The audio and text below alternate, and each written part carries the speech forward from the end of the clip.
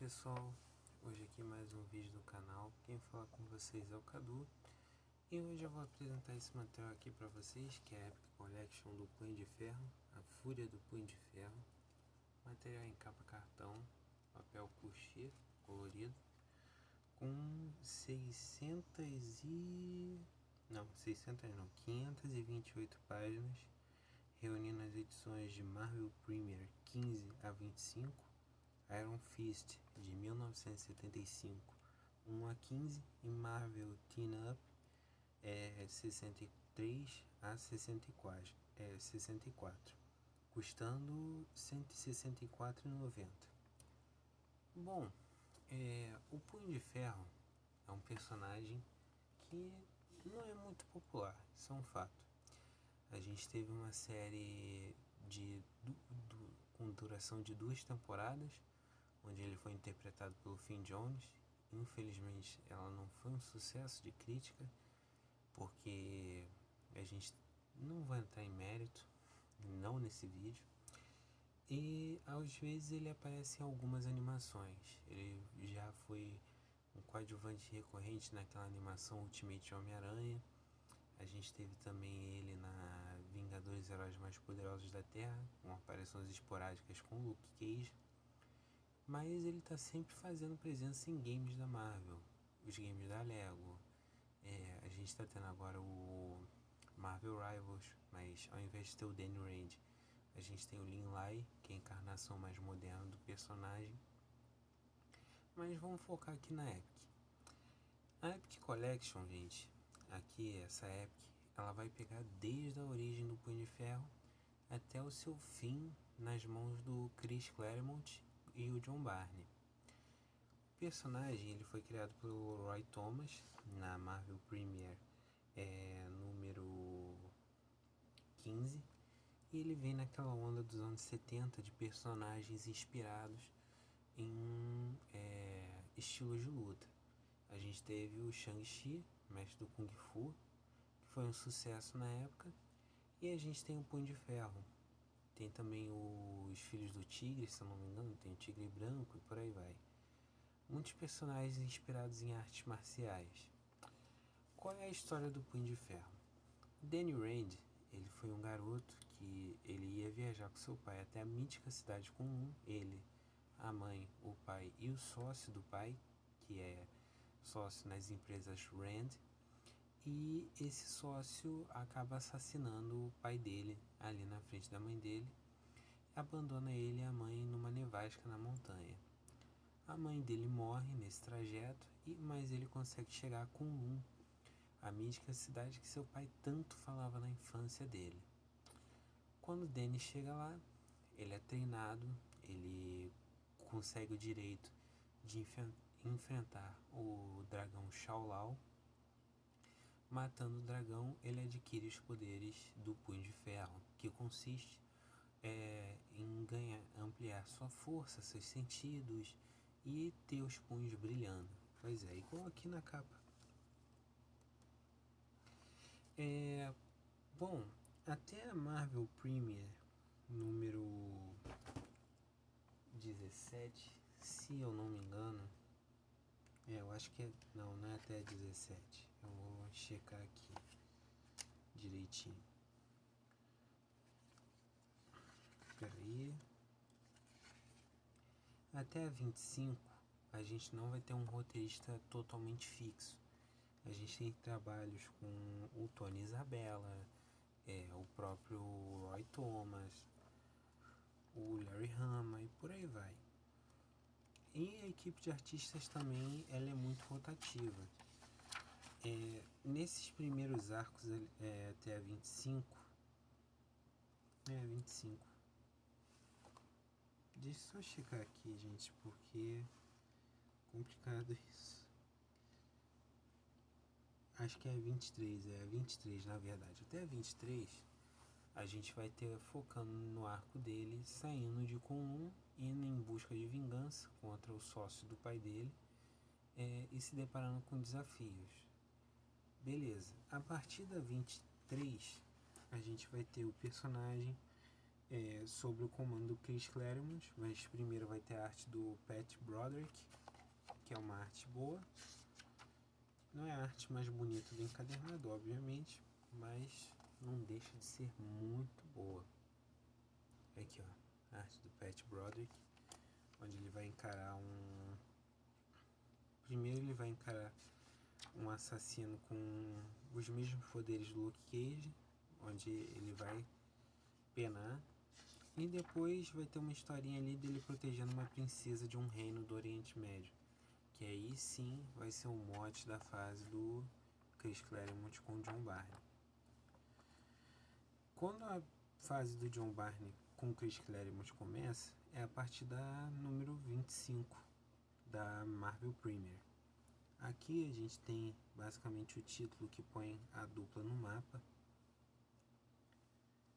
Depois, claro, a gente vai ter os X-Men que vai lançar eles de vez, mas aqui ó, a arte do John Barney. Uma arte muito bonita, diga-se de passagem. Elogiar o John Barney é chover no molhado. Aqui. Aí, na 25 mesmo, a gente vai ter o início no arco A Busca por Colin Wing, que já foi publicado aqui na Salvat, por exemplo, que é um grande pedaço dessa fase da dupla. Aqui o Punho de Ferro vai viajar pelo mundo atrás da Colin Wing. A gente vai ter um confronto contra o Homem de Ferro, por exemplo. Confronto muito bem feito. Ele vai confrontar um personagem com poderes radioativos. Vai ter flashback em Kun-Um. E eu gostei bastante do que o Chris Claremont faz aqui, porque apesar do trabalho inicial lá na Marvel Premiere, que introduz o personagem, introduz o conceito dos poderes, a gente não sabe muito de Kun-Um.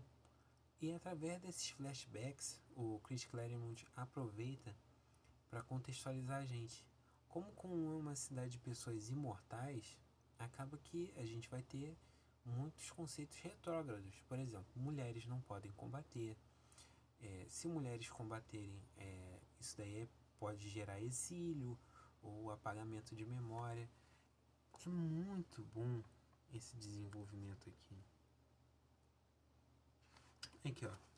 Geralmente vocês vão reconhecer esse arco na Salvat por causa dessa capa.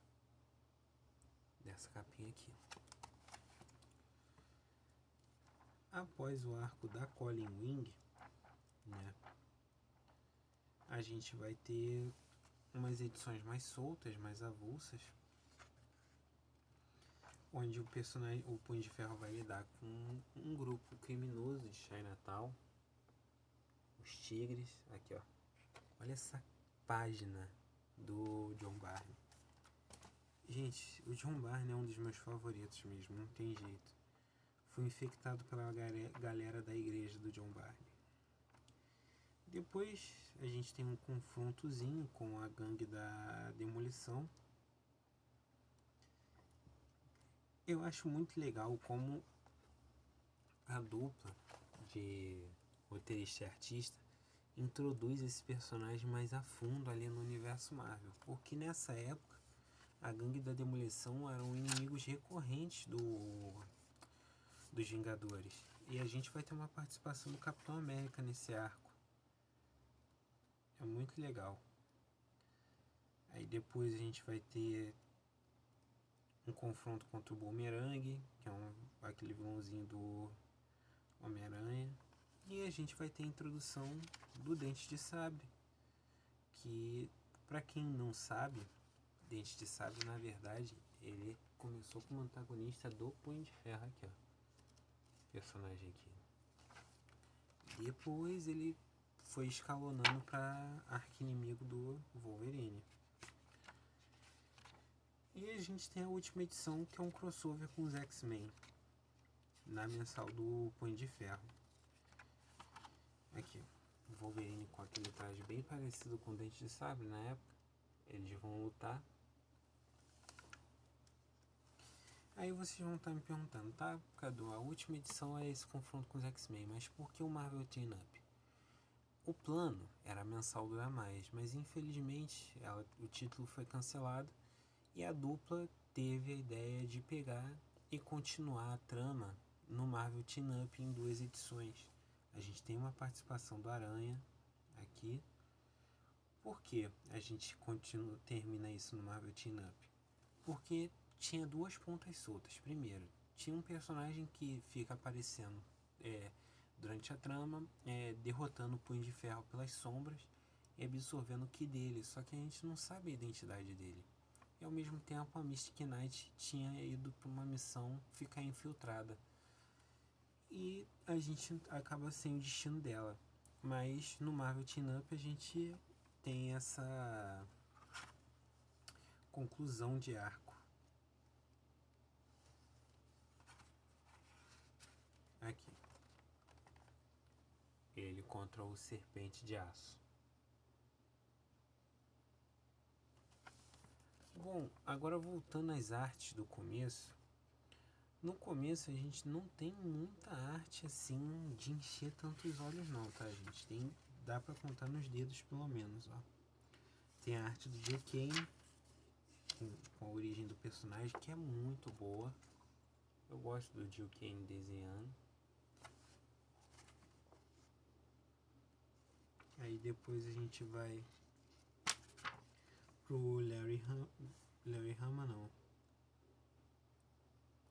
Dick Giordano. Não, é o Larry Hama mesmo. Aqui. A arte do Larry Hama é muito boa. Mas aí vai chegando pro final desse arco no Marvel Premiere e a arte vai ficando feia.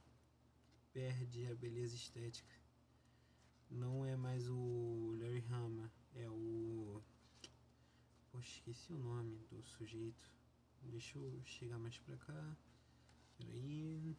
Arval Jones. Eu não gosto da arte do Arval Jones, ela é esquisita na minha opinião. Aqui. Ela é boa na luta, isso daí eu concordo. Tem uma boa movimentação, mas a beleza estética ela vai se perdendo um pouco. Bom, vocês vão me perguntar, Cadu, seria legal ter esse encadernado? Se vocês querem saber mais do Punho de Ferro, isso aqui é essencial. Aqui a gente tem a origem, a primeira série mensal. A gente tem a introdução do personagem ali no universo Marvel geral, que é muito bom. Só que leva bastante texto, mas é aquele texto chato? Não, não é. No começo é até um pouco sim, mas depois as edições vão passando, você vai adentrando aquele texto do Chris Claremont, que é um texto até um pouco mais ágil. A arte do John Byrne também vai ajudando, porque ela é bem fluida, então a história ela vai dando aquela escalonada muito boa. Então eu recomendaria sim vocês irem atrás, porque do personagem mesmo, a última publicação relevante foi essa aqui. A gente tem um especial lá de não sei quantos anos dele, mas é um especial pífio. O meu amigo o João do Leitor Fissurado resenhou, eu já me afastei um pouco e preferi ficar só no Epic mesmo. Eu gosto muito do Punho de Ferro, sempre gostei.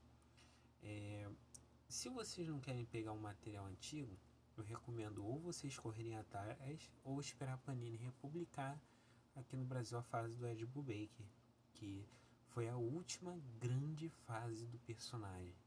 E foi nos anos 2000 ainda. Né? Eu acho isso muito triste, porque a última grande série mensal que o Punho de Ferro teve pela Marvel teve a duração do começo do Ed Brubaker até uma fase de 2 encadernados do Duane Cianzi, não sei das quantas, que envolveu a 8ª cidade. Depois disso, o personagem teve publicações bem curtas. Punho de Ferro, a Arma Viva, do Carrie Andrews, que não é lá muito bom. Depois teve Luke Cage, Punho de Ferro, do Sam Ford Green, que foi legal, 15 edições. E por último, teve uma publicação, acho que de 12, umas 14 edições. Eu só esqueci o nome do escritor. Eu trouxe até aqui pro canal. E ele vive de gato pingado agora. A gente teve o Danny Rand sendo morto, tá voltando agora. e tal. A Marvel não sabe o que fazer com o Punho de Ferro, infelizmente. E na minha opinião, o personagem urbano com um grande potencial. Que nota eu dou para esse volume, gente? Eu dou uma nota 8.5.